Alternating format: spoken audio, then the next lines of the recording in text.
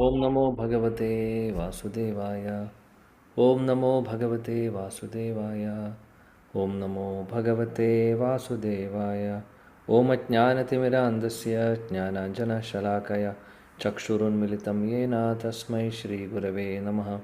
श्रीचैतन्यमनोभीष्टं स्थापितं येन भूतले स्वयं रूपा कदा मह्यं ददाति स्वपदान्तिकम्।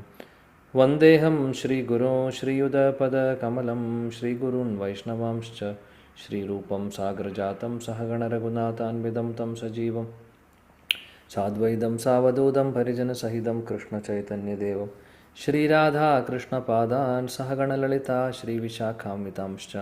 हे कृष्णा करुणा सिन्धो दीनबन्धो जगत्पते गोपेशा गोपिका कान्दा राधा कान्दा नमोऽस्तुते। तप्तकाञ्चनगौराङ्गी राधे वृन्दावनेश्वरी वृषभानुसुते देवी प्रणमामि हरिप्रिये।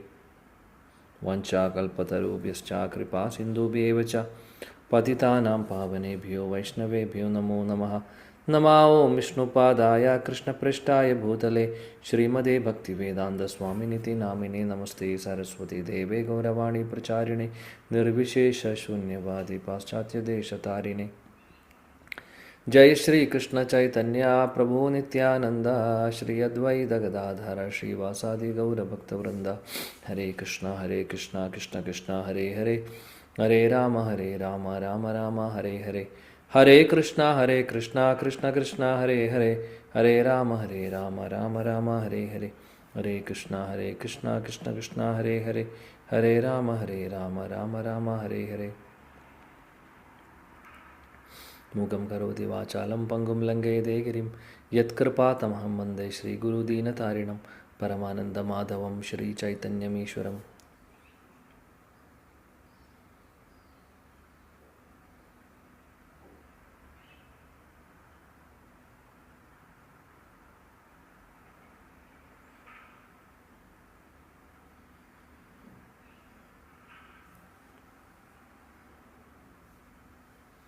ഹരേ കൃഷ്ണ. എല്ലാ പ്രിയപ്പെട്ട ഭക്തർക്കും എൻ്റെ വിനീതമായ പ്രണാമം. ഗ്രന്ഥ ശ്രീമദ് ഭാഗവതം പ്രഥമസ്കന്ധം അധ്യായം 12 ശ്ലോകം 18 നമ്മളിന്ന് പഠിക്കാൻ പോകുന്നത്. പരീക്ഷിത്ത് മഹാരാജാവിൻ്റെ ജനനവുമായിട്ട് സംബന്ധിച്ചുള്ള അധ്യായമാണ് നമ്മൾ ചർച്ച ചെയ്യുന്നത്. ഇപ്പോൾ നമ്മൾ ചർച്ച ചെയ്യുന്ന ആ ഒരു സെക്ഷൻ എന്ന് പറഞ്ഞു കഴിഞ്ഞാൽ ബ്രാഹ്മണർ, അവിടെ ഉണ്ടായിരുന്ന വരിഷ്ഠരായിട്ടുള്ള ബ്രാഹ്മണരെല്ലാവരും പരീക്ഷിത്ത് മഹാരാജാവിൻ്റെ ഫ്യൂച്ചർ പ്രെഡിക്റ്റ് ചെയ്യുന്നതാണ് നമ്മൾ കാണുന്നത്. അതായത് പരീക്ഷിത്ത് മഹാരാജന് അദ്ദേഹത്തിൻ്റെ ക്വാളിറ്റീസ്, അദ്ദേഹം വളരെ സ്പെഷ്യലാണ് എന്നുള്ളത് ഓരോ ബ്രാഹ്മണരും പറയുകയാണ് ചെയ്യുന്നത്. ഇനി ഭാവിയിൽ പരീക്ഷിത്ത് മഹാരാജാവ് ഇതൊക്കെ ചെയ്യും, ഇന്ന കാര്യങ്ങളൊക്കെ ചെയ്യും, ഇതൊക്കെയാണ് സംഭവിക്കാൻ പോകുന്നത് എന്നൊക്കെ പറഞ്ഞ്, അതായത് അദ്ദേഹത്തിൻ്റെ എല്ലാ നല്ല ക്വാളിറ്റീസിനെയും കുറിച്ചും ഇവർ പ്രെഡിക്റ്റ് ചെയ്യുകയാണ് ചെയ്യുന്നത് ബ്രാഹ്മണാസ്. ഓക്കെ, അപ്പോൾ 18ാമത്തെ ശ്ലോകത്തിൽ എന്താ പറയുന്നത് നോക്കാം. ശ്രീരാജോവാച അപ്യേഷ വംശ്യാൻ രാജശ്രീൻ പുണ്യശ്ലോകാൻ മഹാത്മനഃ അനുവർത്തിതാസ്വിദ് യശസ സാധു വാദേന സത്തമാഹ. ഹരേ കൃഷ്ണ പ്രഭു. ഹരേ കൃഷ്ണ. ഓം നമോ ഭഗവതേ വാസുദേവായ. ശ്രീരാജോവാച അപ്യേഷാ വംശ്യാൻ രാജർഷീൻ പുണ്യശ്ലോകാൻ മഹാത്മനഃ അനുവർത്തിതാ സുദ്യശസാ സാധുവാദേന സത്തമാഹ. ഹരേ കൃഷ്ണ. ഹരേ കൃഷ്ണ. ഓം നമോ ഭഗവതേ വാസുദേവായ. ശ്രീരാജോവാച അപ്യേക്ഷ വംശ്യാൻ രാജർഷീൻ പുണ്യശ്ലോകാൻ മഹാത്മനഃ അനുവർത്തിതാസീദൃശസ സാധുവാദേന സത്തമാഹ. ഹരേ കൃഷ്ണ. ഓക്കെ ഓക്കെ വിവർത്തനം ഭാവാർത്ഥം കൂടെ വായിക്കൂ ആരെങ്കിലും. ഹരേ കൃഷ്ണ. വിവർത്തനം ശ്രീ ഭക്തിവേദാന്ത സ്വാമി പ്രഭുപാദ് കി ജയ്. ധർമ്മരാജാവായ യുധിഷ്ഠിരൻ ആരാഞ്ഞു, അല്ലയോ മഹാത്മാക്കളെ, ഈ ഉന്നത കുലത്തിൽ ജനിച്ച മറ്റുള്ളവരെ പോലെ പുണ്യാത്മാവും ഭഗവത് ഭക്തനുമായ ഇവൻ ഈ നാമധേയത്താൽ പരീക്ഷിത് എന്ന നാമത്താൽ സ്വന്തം നേട്ടങ്ങളാൽ പ്രശസ്തനായി തീരുമോ? ഹരേ കൃഷ്ണ. ഭാവാർത്ഥം വായിക്കണോ? വായിക്കൂ. ഭാവാർത്ഥം: യുധിഷ്ഠിരന്റെ പൂർവ്വ പിതാമഹന്മാരെല്ലാവരും ശ്രേഷ്ഠരായ പുണ്യാത്മാക്കളും ഈശ്വരഭക്തരും അവരുടെ മഹത്തായ നേട്ടങ്ങളാൽ പുകഴ്പെറ്റവരുമായിരുന്നു. ആ രാജസിംഹാസനത്തിൽ ഇരുന്നിട്ടുള്ള എല്ലാ രാജാക്കന്മാരും പുണ്യാത്മാക്കളായിരുന്നു. ആകയാൽ രാജ്യത്തെ സർവ്വ പ്രജകളും ആമോദചിത്തരും ഈശ്വരഭക്തിയുള്ളവരും സുശീലരും ഐശ്വര്യ സമ്പൂർണരും ആത്മീയ പ്രബുദ്ധത കൈവരിച്ചവരുമായിരുന്നു. മഹാത്മാക്കളുടെ കർക്കശ്യമായ മാർഗനിർദ്ദേശത്തിൻ കീഴിലും ആത്മീയ അനുശാസത്തിന് വിധേയമായും അത്തരം പുണ്യാത്മാക്കളായ രാജാക്കന്മാരെ പരിശീലിപ്പിച്ചിരുന്നു. തൽഫലമായി രാജ്യം പുണ്യാത്മാക്കളാൽ സമൃദ്ധമായ ആത്മീയ ജീവിത നിർഭരമായ ആനന്ദഭൂമിയായിരുന്നു. മഹാരാജാവ് യുധിഷ്ഠിരൻ തന്റെ പൂർവികരുടെ ശരി പകർപ്പായിരുന്നു. ആകയാൽ തനിക്ക് ശേഷം രാജ്യം ഭരിക്കുന്നയാൾ ശരിക്കും തന്റെ ശ്രേഷ്ഠരായ പൂർവ്വ പിതാമഹന്മാരെ പോലെ ആയിത്തീരണമെന്ന് അദ്ദേഹം കാംക്ഷിച്ചു. ബ്രാഹ്മണ പണ്ഡിതരുടെ ജ്യോതിശാസ്ത്രപരമായ ഗണനങ്ങളാൽ ജാതനായ ശിശു ഒന്നാന്തരം ഭഗവത് ഭക്തനാണെന്നറിഞ്ഞതിൽ അദ്ദേഹം അത്യധികം സന്തോഷവാനായി. കൂടാതെ അദ്ദേഹത്തിന്റെ പിതാമഹന്മാരുടെ കാലടികളെ ഈ ശിശുവും പിന്തുടരുമോ എന്ന് അതീവ രഹസ്യമായി അദ്ദേഹം ആരാഞ്ഞു. ഏകരാജായത്ത സമ്പ്രദായ രാജ്യത്തിന്റെ രീതിയാണത്. അതീശത്വമാളുന്ന രാജാവ് ധർമ്മിഷ്ഠനും പുണ്യാത്മാവും ഭഗവാന്റെ ധീരോദാത്തനായ ഭക്തനും അക്രമികൾക്ക് ഭയത്തിന്റെ മൂർത്തിമദ്ഭാവവുമായിരിക്കണം. നിർദോഷികളായ പ്രജകളെ ഭരിക്കുവാൻ തുല്യ യോഗ്യതയുള്ളൊരു അനന്തരാവകാശിയെയും രാജാവ് നൽകണം. ആധുനിക ജനാധിപത്യ സമ്പ്രദായത്തിൽ ജനങ്ങൾ ശൂദ്രഗുണമുള്ളവരായി അധപതിച്ചിരിക്കുന്നു. മാത്രവുമല്ല, ഭരണ സംവിധാനത്തെ സംബന്ധിച്ച ആത്മീയ വശത്തെക്കുറിച്ച് തീർത്തും അജ്ഞരായ ജനപ്രതിനിധികളാണ് രാജ്യം ഭരിക്കുന്നത്. ആയതിനാൽ മുഴുവൻ പരിതസ്ഥിതികളും ശൂദ്രഗുണങ്ങളാൽ പൂരിതമായിരിക്കുകയും കാമലോഭരൂപത്തിൽ അവ പ്രകടമാകുകയും ചെയ്യുന്നു. അത്തരം ഭരണാധികാരികൾ ദിനം പ്രതി തമ്മിൽ കലഹിക്കുകയും പാർട്ടിയുടെയും സംഘടനയുടെയും പാർട്ടി വിഭാഗങ്ങളുടെയും സ്വാർത്ഥത നിമിത്തം മന്ത്രിസഭയിലെ അംഗങ്ങൾ നിരന്തരം മാറിക്കൊണ്ടിരിക്കുകയും ചെയ്യുന്നു. ഓരോരുത്തരും മരണം വരെ രാജ്യത്തിന്റെ വിഭവങ്ങളെ ചൂഷണം ചെയ്യാൻ ആഗ്രഹിക്കുകയും അങ്ങനെ ബലാത്കാരമായി പുറത്താക്കുന്നതുവരെ രാഷ്ട്രീയ ജീവിതത്തിൽ നിന്നും വിരമിക്കുവാൻ തയ്യാറാവാതിരിക്കുകയും ചെയ്യുന്നു. അത്തരം നീച വ്യക്തികൾക്ക് ജനങ്ങൾക്ക് നന്മ ചെയ്യാൻ എങ്ങനെ സാധിക്കും? അഴിമതിയും ഉപചാപവും കാപട്യവും ആത്മവഞ്ചനയുമൊക്കെ അതിന്റെ അനന്തരഫലങ്ങളാകുന്നു. വിവിധ പദവികളുടെ അധികാരം അവർക്ക് നൽകുന്നതിന് മുമ്പ് ഭരണാധികാരികൾ എത്രത്തോളം ആദർശയോഗ്യരായിരിക്കണമെന്ന് അവർ ഭാഗവതത്തിൽ നിന്നും അഭ്യസിക്കണം. ഹരേ കൃഷ്ണ. പ്രണാമം. ഹരേ കൃഷ്ണ. താങ്ക് യു മാതാജി. പ്രണാം. ബ്രാഹ്മണർ പരീക്ഷിത് മഹാരാജാവിനെ കുറിച്ച് അദ്ദേഹത്തിൻ്റെ ഫ്യൂച്ചർ പറയുമ്പോൾ ആ കൂട്ടത്തിൽ യുധിഷ്ഠിര മഹാരാജാവ് ഒരുപാട് ആകാംക്ഷയോട് കൂടിയിട്ട് ചോദിക്കുകയാണ് ബ്രാഹ്മണരോട്, എങ്ങനെയായിരിക്കും പരീക്ഷിത്ത്, അല്ലെങ്കിൽ ഈ കുഞ്ഞ് വലുതായി കഴിഞ്ഞാൽ രാജാവാവുമോ? അതും സാധാരണ രാജാവല്ല, രാജഋഷിയാവുമോ? നമ്മുടെ കുടുംബത്തിലുള്ള എല്ലാവരും, നമ്മുടെ പൂർവികർ എല്ലാവരും ഭക്തരായിരുന്നു. കാര്യം അത്രയും വരിഷ്ഠരായിട്ടുള്ള ഭക്തരുടെ ഒരു വംശമായിരുന്നു യുധിഷ്ഠിര മഹാരാജാവിൻ്റെ. യുധിഷ്ഠിര മഹാരാജാവിൻ്റെ പൂർവികരും ക്വാളിഫൈഡ് ആയിട്ടുള്ള രാജഋഷികളായിരുന്നു. രാജഋഷി എന്ന് പറഞ്ഞാൽ എന്താണ് അതിൻ്റെ അർത്ഥം? രാജാവാണ്, പക്ഷേ ഋഷി എന്ന് വിളിക്കാൻ കാര്യം എന്താണെന്ന് വെച്ചാൽ ഭക്തരായിട്ടുള്ളവർ, അതായത് ഭക്തർ ആയിട്ടുള്ള രാജാക്കന്മാർ. അപ്പോൾ യുധിഷ്ഠിര മഹാരാജാവിൻ്റെ പൂർവികർ രാജഋഷികളായിരുന്നു. യുധിഷ്ഠിര മഹാരാജാവും അതേപോലെ തന്നെയാണ്. അപ്പോൾ യുധിഷ്ഠിര മഹാരാജാവിൻ്റെ ഒരു ആകാംക്ഷ എന്താണെന്ന് വെച്ചാൽ ഇനി അടുത്ത ജനറേഷൻ പരീക്ഷിത്താണ്. പരീക്ഷിത്ത് മഹാരാജാവും അങ്ങനെ ആവുമോ എന്ന് ചോദിക്കുകയാണ് ചെയ്യുന്നത്. അതായത് പൂർവികരുടെയൊക്കെ ആ ഒരു ഗ്ലോറി, അവരെയൊക്കെ എല്ലാവരും ഒരുപാട് റെസ്പെക്റ്റ് ചെയ്യുന്നു. ഒരുപാട് കാര്യങ്ങൾ അവർ ചെയ്തിട്ടുണ്ട്, നല്ല കാര്യങ്ങൾ. അപ്പോൾ ആ ഒരു പാത പിന്തുടരുന്ന ഒരു നല്ല ഒരു ഭക്തനായിട്ടുള്ള രാജാവ് തന്നെ ആവുമോ ഈ കുഞ്ഞ് എന്നുള്ളതാണ് ചോദിക്കുന്നത്.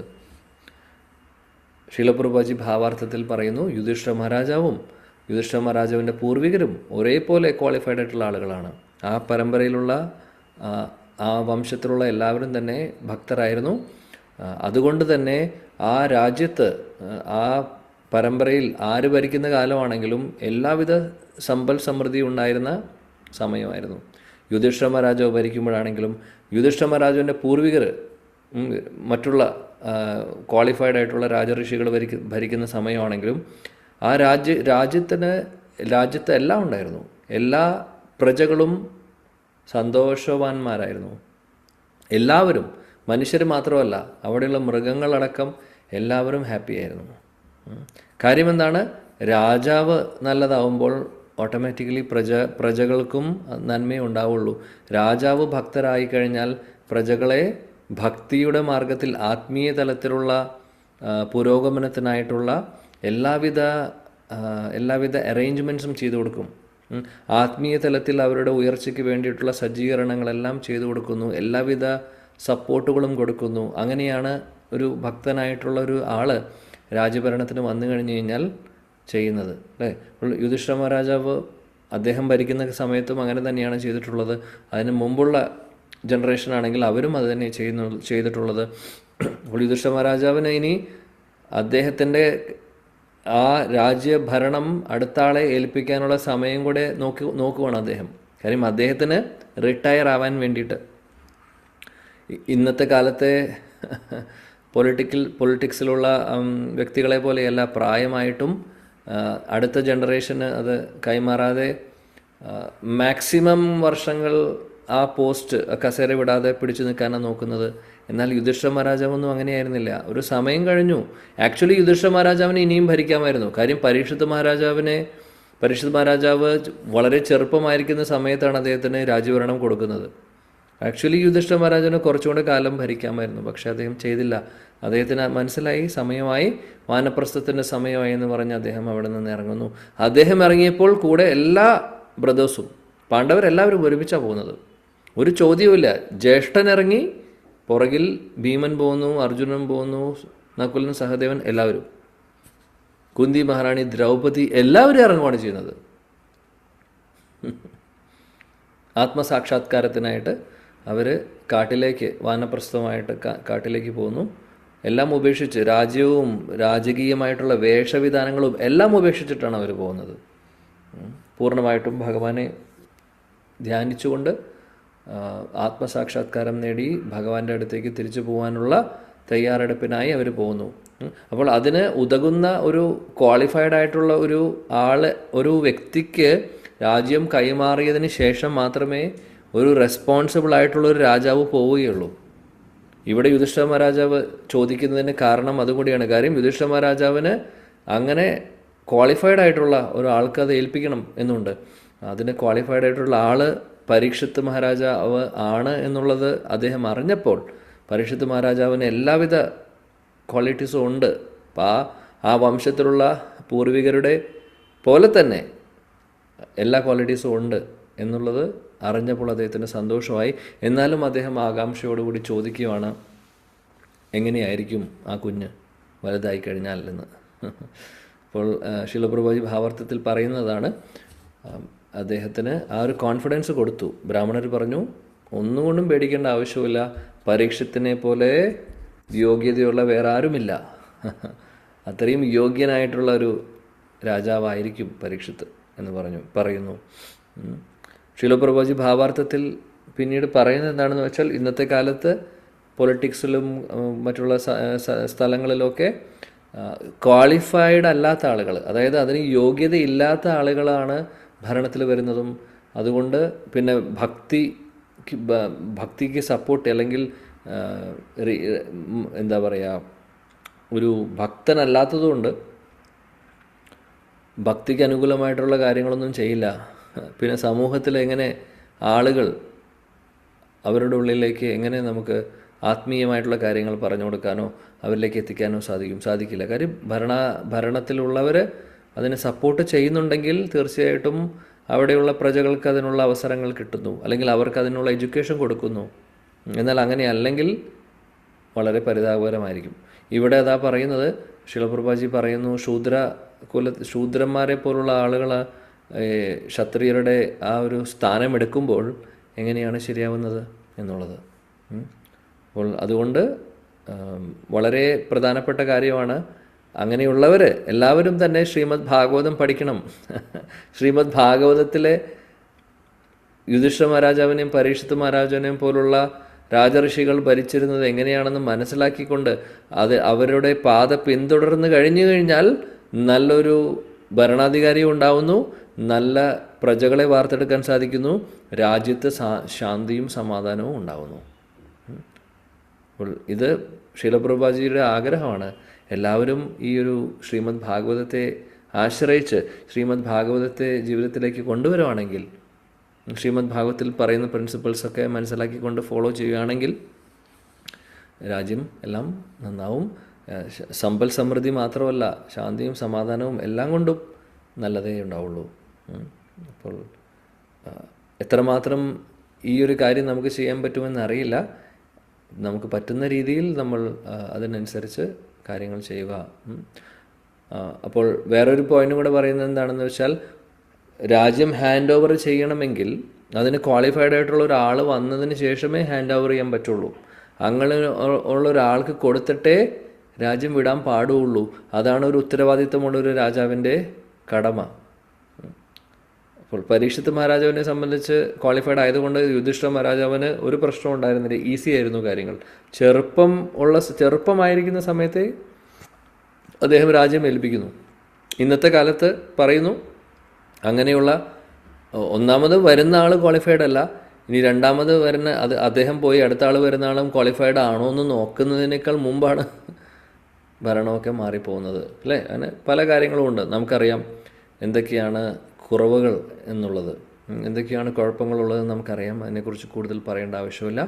സോ എന്താണെങ്കിലും ഭഗവാന്റെ അനുഗ്രഹം എല്ലാവർക്കും ഉണ്ടാവട്ടെ.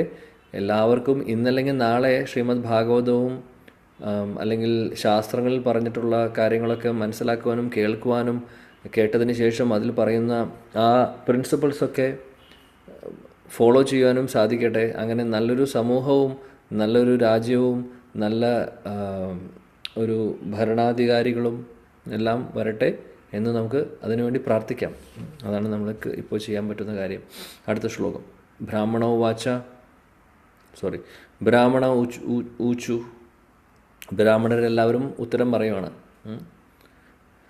പാർത്ഥ പ്രജാവിത സാക്ഷാത് ഇക്ഷ്വാകുർ ഇവ മാനവഃ ബ്രഹ്മണ്യ സത്യസന്ധശ്ച രാമോ ദാശരഥീര്യത. ഹരേ കൃഷ്ണ പ്രഭു. ഓം നമോ ഭഗവതേ വാസുദേവായ. ബ്രാഹ്മണ ഊച്ചു പാർത്ഥ പ്രജാവിത സാക്ഷാദിക്ഷ്വാകുരിവ മാനവഃ ബ്രഹ്മണ്യ സത്യസന്ധശ്ച രാമോ ദാശരഥീര്യത. ഹരേ കൃഷ്ണ. ഹരേ കൃഷ്ണ പ്രഭുജി. ശ്രീ ബ്രാഹ്മണ ഊജു പാർത്ഥ പ്രജാവിത സാക്ഷാ ഇക്ഷ്വാകു ഇവ മാനവാഃ ബ്രഹ്മണ്യ സത്യസന്ധശ്ച രാമോ ദാശരഥീയത. ഹരേ കൃഷ്ണ. പ്രണാമം പ്രഭുജി. കൃഷ്ണ പ്രഭുജി. ശ്രീ ബ്രാഹ്മണ ഊചു പാർത്ഥ പ്രജാപിത സാക്ഷാത് ഇക്ഷ്വാകുരിവ മാനവഃ ബ്രഹ്മണ്യ സത്യസന്ധശ്ച രാമോ ദാശരഥീയത. കൃഷ്ണ പ്രഭുജി. ഹരേ കൃഷ്ണ പ്രഭുജി. ശ്രീ ബ്രാഹ്മണ ഊജു പാർത്ഥ പ്രജാവിത സാക്ഷാദീക്ഷ്വാകുരീവ മാനവാഃ ബ്രഹ്മണ്യ സത്യസന്ധശ്ച രാമോ ദാശരഥീയത. ഹരേ കൃഷ്ണ പ്രഭുജി.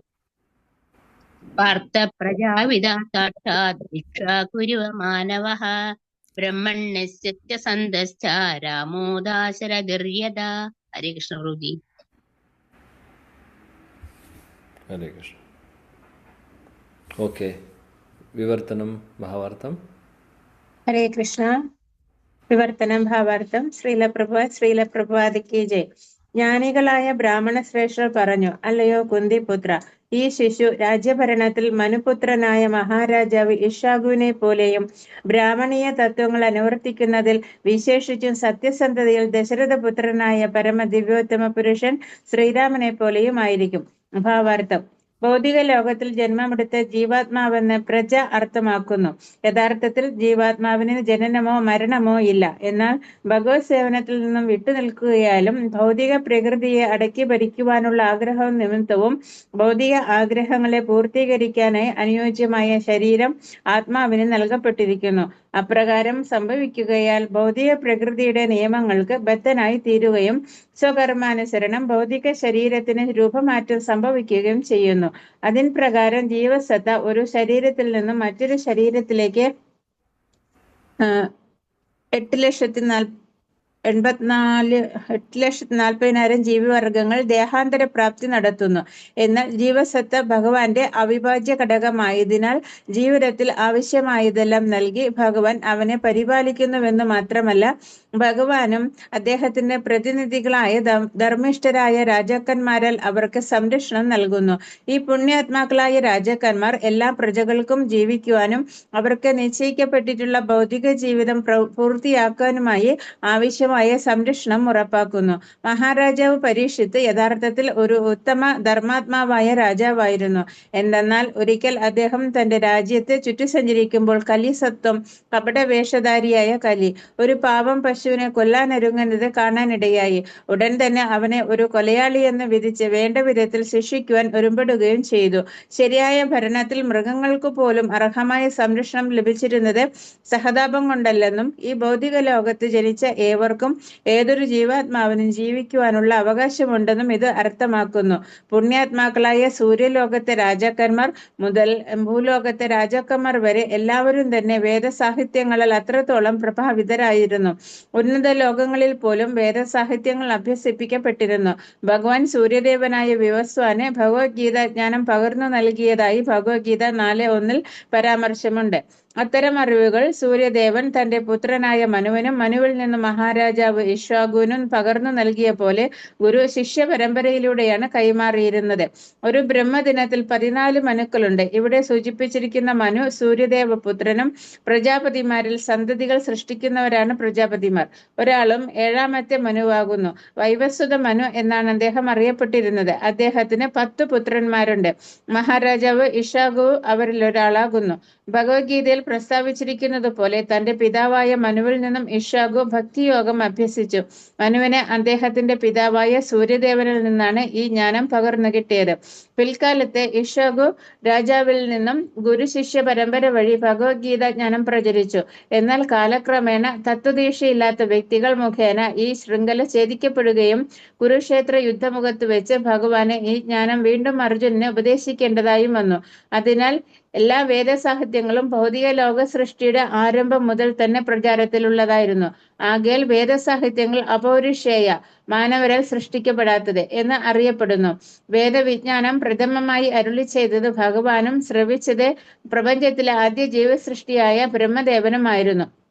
മഹാരാജ് ഹരേ കൃഷ്ണ. താങ്ക് യു മാതാജി. വേറെ ആരെങ്കിലും വായിക്കൂ, കണ്ടിന്യൂ ചെയ്യൂ. ഹരേ കൃഷ്ണ പ്രഭു. മഹാരാജാവ് ഇക്ഷ്വാകു വൈവസ്വത മനുവിന്റെ പുത്രന്മാരിൽ ഒരുവൻ. അദ്ദേഹത്തിന് 100 പുത്രന്മാരുണ്ടായിരുന്നു. അദ്ദേഹം മാംസഭോജനം നിരോധിച്ചു. അദ്ദേഹത്തിന്റെ മരണശേഷം പുത്രനായ ശശാദൻ അടുത്ത രാജാവായി. മനു: ശ്രീകൃഷ്ണ ഭഗവാൻ ഭഗവത്ഗീത ജ്ഞാനം അർജുനന് ഉപദേശിക്കുന്നതിന് വളരെ മുമ്പ് ആർക്കാണോ ഈ ജ്ഞാനം പകർന്നു നൽകിയത് ആ സൂര്യദേവനായ വിവസ്വാന്റെ പുത്രനായ വൈവസ്വത മനുവെന്ന നാമധേയത്തിൽ അറിയപ്പെടുന്ന ഇക്ഷ്വാകു രാജാവിന്റെ പിതാവായ 7ാമത്തെ മനുവാണ് ഈ ശ്ലോകത്തിൽ സൂചിപ്പിച്ചിരിക്കുന്ന മനു. മനുവിന്റെ പിന്തുടർച്ചക്കാരാണ് മനുഷ്യവർഗം.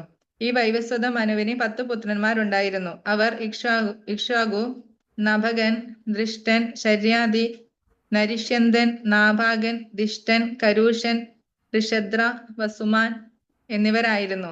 വൈവസ്വത മനുവിന്റെ ഭരണത്തിന്റെ ആരംഭകാലത്ത് ഭഗവാൻ മത്സ്യാവതാരം എടുത്തിരുന്നു. വൈവസ്വത മനു തന്റെ പിതാവായ സൂര്യദേവൻ വിവസ്വാനിൽ നിന്നാണ് ഭഗവത്ഗീത തത്വങ്ങൾ അഭ്യസിച്ചത്. തന്റെ പുത്രനായ മഹാരാജാവ് ഇക്ഷ്വാകുവിന് അതേ ജ്ഞാനം അദ്ദേഹം വീണ്ടും ഉപദേശിച്ചു. ത്രേതായുഗത്തിന്റെ ആരംഭത്തിൽ സൂര്യദേവൻ ഭക്തിയുത സേവനം മനുവിന് ഉപദേശിച്ചു. മനു അനന്തരം സമ്പൂർണ്ണ മാനവരാശിയുടെയും നന്മയ്ക്കായി അത് ഇക്ഷ്വാകുവിനും ഉപദേശിച്ചു. ഹരേ കൃഷ്ണ. കണ്ടിന്യൂ. ഓ, രണ്ട് പാരഗ്രാഫ് ഉണ്ട് അല്ലേ? ഭഗവാൻ ശ്രീരാമൻ വായിക്കട്ടെ. വായിച്ചോളൂ. ഭഗവാൻ ശ്രീരാമൻ. അയോധ്യ രാജാവും തന്റെ പരിശുദ്ധ ഭക്തനുമായ മഹാരാജാവ് ദശരഥനെ പിതാവായി സ്വീകരിച്ചതുകൊണ്ട് പരമദിവ്യോത്തമ പുരുഷൻ ത്രേതായുഗത്തിൽ സ്വയം ശ്രീരാമനായി അവതരിച്ചു. ഭഗവാൻ രാമൻ അദ്ദേഹത്തിന്റെ പൂർണ്ണാംശങ്ങളോട് കൂടിയാണ് അവതരിച്ചത്. പൂർണ്ണാംശങ്ങളെല്ലാം തന്നെ അദ്ദേഹത്തിന്റെ ഇളയ ഭ്രാതാക്കളായിട്ടാണ് പ്രത്യക്ഷപ്പെട്ടത്.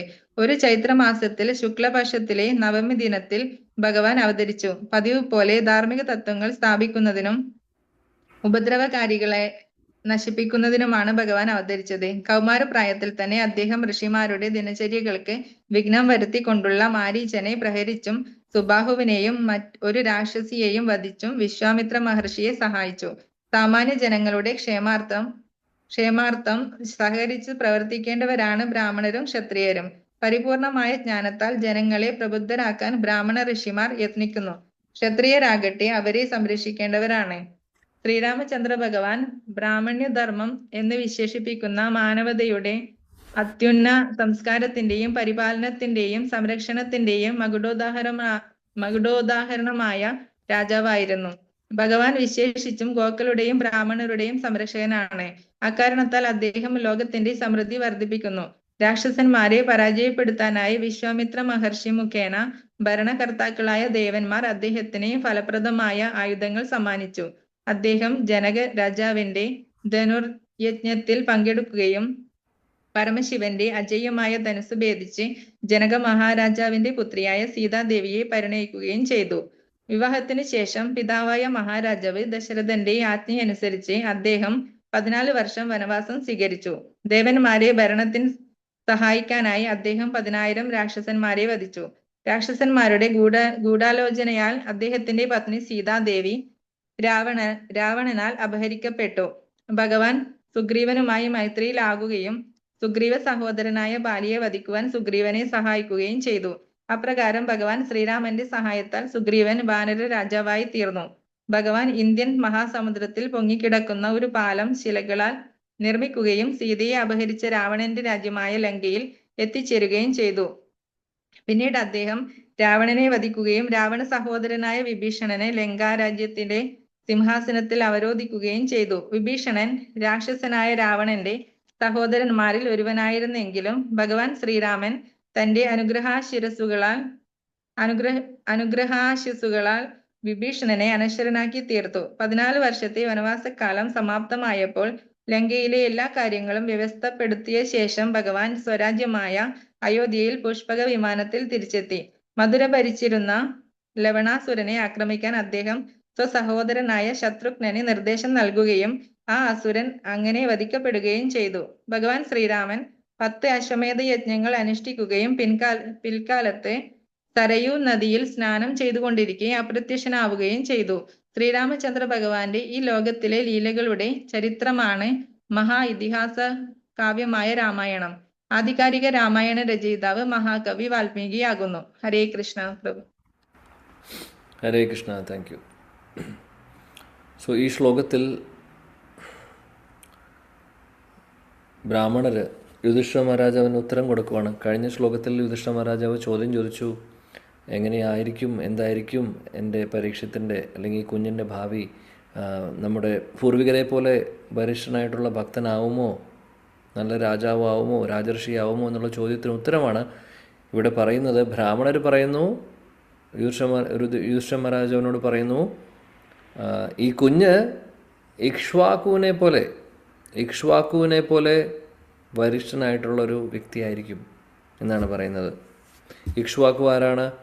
മനുവിൻ്റെ പുത്രൻ, വൈവസ്വത മനുവിൻ്റെ പുത്രനാണ് ഇക്ഷ്വാകു.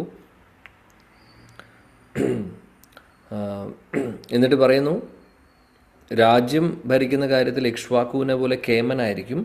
അതേപോലെ തന്നെ ബ്രാഹ്മണിക്കൽ പ്രിൻസിപ്പിൾസ് ആവട്ടെ, അല്ലെങ്കിൽ സത്യത്തെ മുറുക്കെ പിടിക്കുന്ന ഒരു ഏറ്റവും കൂടുതൽ സത്യത്തിനും ധർമ്മത്തിനും രാജ്യത്തിനും വേണ്ടി അദ്ദേഹം ഒരു വ്യക്തി എപ്പോഴും അതിന് ഇമ്പോർട്ടൻസ് കൊടുത്തിട്ടുണ്ട്.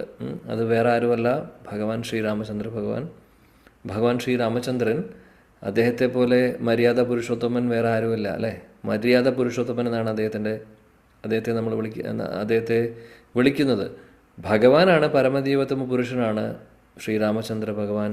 എന്നാൽ അദ്ദേഹം നരലീല ചെയ്യുന്നതിനായി അദ്ദേഹം വരുന്നു ത്രേതായുഗത്തിൽ. അപ്പോൾ ശ്രീരാമചന്ദ്രൻ്റെ ക്വാളിറ്റീസ് കിട്ടും എന്നാണ് പറയുന്നത്. ആർക്ക്? പരീക്ഷത്തിന്. ശ്രീരാമചന്ദ്ര ഭഗവാന്റെ ക്വാളിറ്റീസും ഇക്ഷ്വാക്കുവിൻ്റെ ക്വാളിറ്റീസും ഒക്കെ ഉണ്ടാവും പരീക്ഷത്തിനെന്നാണ് പറയുന്നത് ബ്രാഹ്മണർ പറയുന്നത്. ശീലപ്രഭുപാദി ഭാവാർത്ഥത്തിൽ അതിനെക്കുറിച്ച് വിശദീകരിക്കുന്നു. പ്രജ എന്ന് പറയുന്ന വാക്കിൻ്റെ അർത്ഥം എന്താണെന്ന് പറയുന്നു. ഭൗതിക ലോകത്തിൽ ജന്മമെടുക്കുന്നവരെ പ്രജ എന്ന് പറയുന്നു. ശീലപ്രഭുപാദി എന്നിട്ട് പറയുന്നു, അതിൻ്റെ ഇടയിൽ അദ്ദേഹം പറയുന്നു, ആക്ച്വലി പറയുകയാണെങ്കിൽ ഓരോ ജീവജാലങ്ങൾക്കും മരണവുമില്ല, ജന്മവുമില്ല ആത്മീയ തലത്തിൽ നോക്കുവാണെങ്കിൽ. പക്ഷേ ഈ ഭൗതിക ലോകവുമായിട്ട് സമ്പർക്കം വന്നതിന് ശേഷം ഭഗവാനെ മറക്കുന്നത് കൊണ്ട് ഈ ഭൗതിക ലോകത്തിൽ പെട്ടുപോയതാണ് എന്നുള്ള രീതിയിൽ പറയുന്നു. അങ്ങനെ ഈ ഭൗതികമായിട്ടുള്ള ആഗ്രഹങ്ങളൊക്കെ ഉള്ളിടത്തോളം കാലം ഇവിടെ നിൽക്കേണ്ടി വരും. മാത്രമല്ല 84 ലക്ഷം സ്പീഷീസ് ഉണ്ട്. അപ്പോൾ ഈ 84 ലക്ഷം യോനികളിൽ ഓരോ ശരീരം മാറി അങ്ങനെ നടക്കേണ്ടി വരും. എന്നാൽ ഭഗവാന്റെ അടുത്തേക്ക് മുഖം തിരിക്കുകയാണെങ്കിൽ അവർക്ക് ഇവിടെ നിന്ന് രക്ഷപ്പെടാൻ സാധിക്കും എന്ന് അദ്ദേഹം പറഞ്ഞതിന് ശേഷം പിന്നീട് പരീക്ഷിത്ത് മഹാരാജാവിനെ കുറിച്ച് അദ്ദേഹം പറയുന്നു. പരീക്ഷിത്ത് മഹാരാജാവ് എല്ലാവിധ ക്വാളിറ്റീസുമുള്ള ഒരു രാജാവായിരിക്കും. അതിന് ഉദാഹരണം ശിലപ്രഭുജി ഇപ്പോഴേ പറയുന്നു. അദ്ദേഹം ഭരിക്കുന്ന സമയത്ത് പശുവിനെ ഉപദ്രവിക്കുന്നുണ്ടായിരുന്ന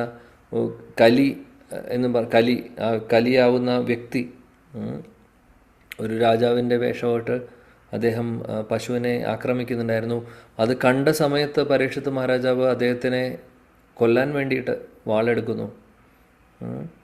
കാര്യം അതിൽ നിന്ന് ശിലപ്രഭുജി പറയുന്ന പോയിന്റ് എന്താണെന്ന് വെച്ചാൽ, പശുക്കൾ അല്ലെങ്കിൽ മൃഗങ്ങളെ സംരക്ഷിക്കാൻ പോലും എല്ലാ തരത്തിലും പരീക്ഷിത്ത് മഹാരാജാവ് ശ്രദ്ധിച്ചിരുന്നു എന്നാണ് പറയുന്നത്. അപ്പോൾ മനുഷ്യരുടെ പ്രൊട്ടക്ഷൻ മാത്രമല്ല, മൃഗങ്ങളാവട്ടെ, ചെടികളാവട്ടെ, മരങ്ങളാവട്ടെ, ഇവരെല്ലാവരും പ്രജകളാണ്. എല്ലാവരെയും സംരക്ഷിച്ചിരുന്നു. അത്രയും ക്വാളിഫൈഡ് ആയിട്ടുള്ള ഒരു വ്യക്തിയാണ് പരീക്ഷിത്ത് എന്ന് പറഞ്ഞു. അതിനുശേഷം പിന്നീട് ശിലപ്രഭുജി പറയുന്നത് ഇക്ഷ്വാക്കുവിനെ കുറിച്ചാണ്. ഇക്ഷ്വാക്കു ആരാണെന്നുള്ളത്, സൂര്യദേവൻ വിവസ്വാൻ്റെ മകൻ വൈവസ്വത മനുവിൻ്റെ മകനാണ് ഇക്ഷ്വാക്കു. നമ്മൾ കേട്ടിട്ടുണ്ടാവും ഭഗവത്ഗീതയിൽ 4.1 പറയുന്നത്, ഭഗവാൻ പറയുന്നുണ്ട്, ഞാൻ ആദ്യം സൂര്യദേവനായിട്ടുള്ള വിവസ്വാന് പറഞ്ഞു കൊടുത്തു ഈ ഭഗവത്ഗീത. അതിനുശേഷം വിവസ്വാൻ മനുവിന് പറഞ്ഞു കൊടുത്തു, മനു അതിനുശേഷം ഇക്ഷ്വാക്കുവിന് പറഞ്ഞു കൊടുത്തു എന്നുള്ളത് ആ ഗുരുപരമ്പര സിസ്റ്റം ഭഗവാൻ പറയുന്നുണ്ട് ഭഗവത്ഗീത 4.1. അപ്പോൾ അവിടെ നമ്മൾ കണ്ടു ഇക്ഷ്വാക്കുവിന് ഭഗവത്ഗീത അദ്ദേഹത്തിൻ്റെ അച്ഛൻ മനു, വൈവസ്വത മനു പറഞ്ഞു കൊടുക്കുന്നു.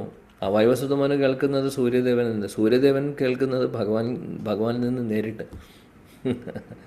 സോ അതുകൊണ്ട് ഇവരെല്ലാവരും ഹൈലി ക്വാളിഫൈഡ് ആയിരുന്നു.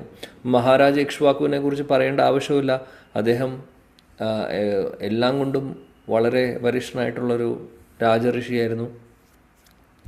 അപ്പോൾ അദ്ദേഹത്തിൻ്റെ ക്വാളിറ്റീസ് ഉണ്ടാവും പരീക്ഷിത്ത് മഹാരാജാവിനെന്ന് പറയുവാണ്. അപ്പോൾ എത്ര സന്തോഷമാവും യുധിഷ്ഠിര മഹാരാജാവിനത് കേൾക്കുമ്പോൾ. അതിനുശേഷം ഇക്ഷ്വാക്കുവിനെ കുറിച്ച് ശിലപ്രഭുജി ഇവിടെ പറയുന്നു, വൈവസ്വത മനുവിൻ്റെ മകനാണ് എന്നുള്ളത്.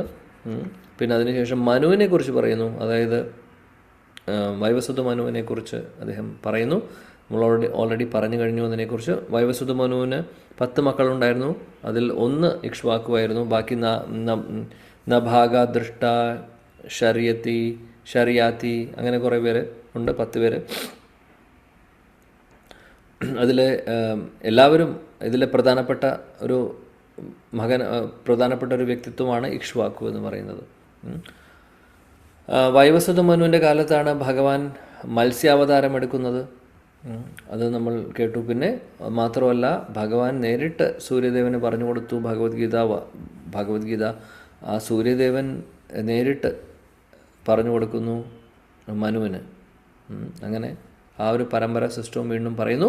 പിന്നീട് ശിലപ്രഭാജി ശ്രീരാമചന്ദ്ര ഭഗവാനെ കുറിച്ചാണ് പറയുന്നത്. കാര്യം ഈ ശ്ലോകത്തിൽ രണ്ട് വ്യക്തികളുമായിട്ടാണ്, രണ്ട് വ്യക്തിത്വങ്ങളുടെ ക്വാളിറ്റീസ് പരീക്ഷിത് മഹാരാജാവിനും ഉണ്ടാവുന്ന പറയുന്നത്. ഒന്ന് പറയുന്നത് ഇക്ഷ്വാക്കുവിനെ കുറിച്ച്. ഇക്ഷ്വാക്കു ആരാണെന്ന് പറഞ്ഞു, ഇക്ഷ്വാക്കുവിൻ്റെ അച്ഛനെ കുറിച്ച് പറഞ്ഞു, ഇക്ഷ്വാക്കുവിൻ്റെ മുത്തശ്ശനെ കുറിച്ച് പറഞ്ഞു. ആരാണ് ഭഗവത്ഗീത സൂര്യദേവന് പറഞ്ഞു കൊടുക്കുന്നതെന്നും ആ പരമ്പരയെക്കുറിച്ച് പറഞ്ഞു. അതിനുശേഷം ശ്രീരാമചന്ദ്ര ഭഗവാനെ കുറിച്ച് പറയുവാണ് ഇവിടെ ശിലപ്രഭാജി. ശ്രീരാമചന്ദ്ര ഭഗവാനെ കുറിച്ച് ഞാൻ ഒന്നും കൂടുതൽ പറയുന്നില്ല. ആക്ച്വലി ഈ 2 പാരഗ്രാഫിൽ രാമായണത്തിൻ്റെ ഫുൾ ഒരു എസൻസ് തന്നിട്ടുണ്ട് ശിലപ്രഭാജി. രാമായണം ഇപ്പോൾ ഇത് രാമായണം ഈ 2 പാരഗ്രാഫ് ആയിട്ട് ചുരുക്കി അതിൻ്റെ കണ്ടൻസ് ഫോമിൽ തന്നിരിക്കുകയാണ്. ഒരുപാട് ഓൾമോസ്റ്റ് എല്ലാ പോയിൻറ്റ്സും കവർ ചെയ്തിട്ടുണ്ട് അതിൽ. ശ്രീരാമചന്ദ്ര ഭഗവാൻ ജനിക്കുന്നത് ദശരഥ മഹാരാജാവിന്. അദ്ദേഹം പരമദിവ്യോത്തമ പുരുഷൻ തന്നെയാണ്. അദ്ദേഹത്തിൻ്റെ കൂടെ പിന്നെ അദ്ദേഹത്തിൻ്റെ ബ്രദേഴ്സ് വരുന്നു, അവരൊക്കെ അംശാവതാരങ്ങളാണ്. അങ്ങനെ ഭഗവാൻ അവിടെ ആവിർഭവിക്കുന്നു. കുട്ടിക്കാലത്ത് വിശ്വാമിത്രൻ്റെ കൂടെ വിശ്വാമിത്ര മുനി വന്ന് വിളിക്കുമ്പോൾ പോകുന്നു. അതിനുശേഷം പിന്നെ വിശ്വാമിത്രനെ സഹായിക്കുന്നു. ബാക്കിയുള്ള കാര്യങ്ങളൊക്കെ അവിടെ പറയുന്നുണ്ട്. പിന്നെ ശ്രീരാമചന്ദ്ര ഭഗവാനെ പോലുള്ള ഒരു ഐഡിയലായിട്ടുള്ളൊരു രാജാവ് വേറെയില്ല. മര്യാദ പുരുഷോത്തമനാണ്. മര്യാദ ശ്രീരാമചന്ദ്ര ഭഗവാനെ കുറിച്ച് പറയുവാണെങ്കിൽ വാക്കുകളില്ല. അദ്ദേഹം ശരിക്കും പറയുകയാണെങ്കിൽ ഒരു റോൾ മോഡലാണ് എല്ലാവർക്കും. അദ്ദേഹത്തിൻ്റെ ആ ഒരു നേച്ചറും അദ്ദേഹം ചെയ്തിട്ടുള്ള കാര്യങ്ങളാണെങ്കിലും ഐഡിയൽ, അല്ലെങ്കിൽ ഇതിനപ്പുറത്തേക്ക് ഒരു ഐഡിയൽ രാജാവെന്ന് പറയാനില്ല. അതേപോലെയായിരുന്നു ശ്രീരാമചന്ദ്ര ഭഗവാൻ. അങ്ങനെ പിന്നീട് വിശ്വാമിത്രൻ്റെ കൂടെ ജനക്പുരിയിലേക്ക് പോകുന്നു. ജനക മഹാരാജാവിൻ്റെ മകൾ സീതാദേവിയെ വിവാഹം കഴിക്കുന്നു. അതിനുശേഷം നമുക്കറിയാം എന്തൊക്കെയാണ് സംഭവിക്കുന്നത് എന്നുള്ളത്. വനവാസത്തിന് പോവേണ്ടി വരുന്നു. വനവാസത്തിന് പോകുന്ന സമയത്ത് സീതാദേവിയെ തട്ടിക്കൊണ്ടുപോകുന്നു രാവണൻ. അതിനുശേഷം സുഗ്രീവനുമായിട്ട് ആ ഒരു സുഹൃത്ത് ബന്ധം സ്ഥാപിക്കുന്നു ശ്രീരാമചന്ദ്ര ഭഗവാൻ. അതിനുശേഷം വാലി മരിക്കുന്നു. സുഗ്രീവനും മറ്റുള്ള വാനരന്മാരും എല്ലാവരും, അതിൽ പ്രധാനപ്പെട്ട ഹനുമാനുമുണ്ട്. ഇവരെല്ലാവരും കൂടി ശ്രീരാമചന്ദ്ര ഭഗവാനെ സഹായിക്കുന്നു സീതാദേവിയെ കണ്ടുപിടിക്കാൻ വേണ്ടി. മനസ്സിലായി ഇവർക്ക് ലങ്കയിലേക്കാണ് കൊണ്ടുപോയത് എന്നുള്ളത്. ലങ്കയിലേക്ക് പോകാൻ വേണ്ടിയിട്ട് ഇന്ത്യൻ മഹാസമുദ്രം കടന്നു പോകണം. അപ്പോൾ അതിനു വേണ്ടി അവർ ഒരു പാലം പണിയുന്നു കല്ലുകൾ ഉപയോഗിച്ച്. അങ്ങനെ എന്നിട്ട് അവസാനം അവിടെ എത്തുന്നു. അതിനു മുമ്പ് വിഭീഷണനാണെങ്കിൽ വിഭീഷണൻ ഒരു നല്ല ഭക്തനാണ്. വിഭീഷണൻ ഭഗവാനെ ശരണം പ്രാപിക്കുന്നു.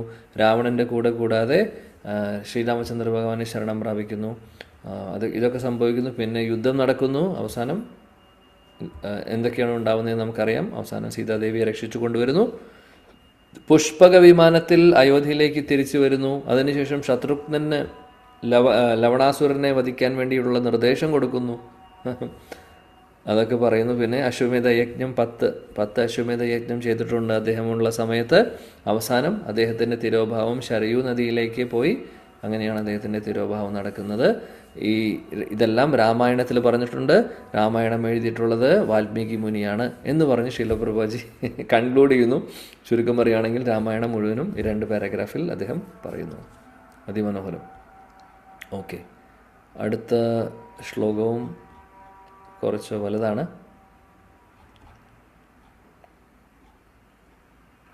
ശ്ലോകമല്ല, വിവർത്തനം. ഓക്കെ, നമുക്കിവിടെ നിർത്താം. ഭഗവാന്റെ കാരുണ്യം ഉണ്ടെങ്കിൽ അടുത്ത ക്ലാസ്സിൽ ബാക്കി കണ്ടിന്യൂ ചെയ്യാം. Okay, thank you very much. ഗ്രന്ഥരാജ് ശ്രീമദ് ഭാഗവതം की जय. जगत गुरु शिला प्रभुपाद की जय. समवेद गौर भक्त वृंद की जय. गौर प्रेमानंद. Thank you. हरे कृष्ण.